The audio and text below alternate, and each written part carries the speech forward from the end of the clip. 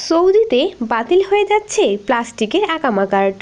সৌদিতে নতুন আকামা কার্ড দেয়া হবে 15 অক্টোবর থেকে। সম্প্রতি খবর পাওয়া যাচ্ছে সৌদি সরকার আকামা কার্ডের নাকি পরিবর্তন করবে। আগামী 15 অক্টোবর থেকে সৌদি প্রবাসীদের নতুন করে 3 বছর মেয়াদী আকামা কার্ড দেয়া হবে। নতুন বছরের শুরু থেকেই নতুন আকামার কার্ড দেওয়ার সিদ্ধান্ত নিচ্ছে সৌদি মন্ত্রণালয়, যেখানে আকামা এর পরিবর্তে লেখা থাকবে রেসিডেন্স পারমিট। প্রতিবেদনে বলা হয়েছে আগের মতোই প্রবাসীকে তা নবায়ন করতে হবে। নবায়ন করার জন্য পাসপোর্ট কার্যালয়গুলোতেও যাওয়ার প্রয়োজন নেই। নবায়নকৃত কার্ড বিতরণ করা হবে কুরিয়ারের মধ্যে। পুরনো কার্ডগুলো কার্যকর থাকবে মাত্র 1 বছর। নতুন কার্ডগুলো ইলেকট্রিক সেবার মাধ্যমে নবায়ন করা যাবে। সুসংবাদ হলো এটি করতে অতিরিক্ত কোনো টাকা খরচ করতে হবে না।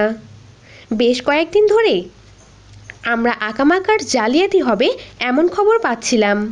সৌদি সরকার তাই নতুন আকামা কার্ডে ইলেকট্রিক সিম লাগিয়ে দিবে, যেখানে প্রবাসীর সকল তথ্য উপাত্ত উল্লেখ থাকবে। আশা করছি নতুন আকামা কার্ড এর পরিবর্তন বাস্তবায়ন করা হলে প্রবাসীদের কষ্ট একটু কম হবে।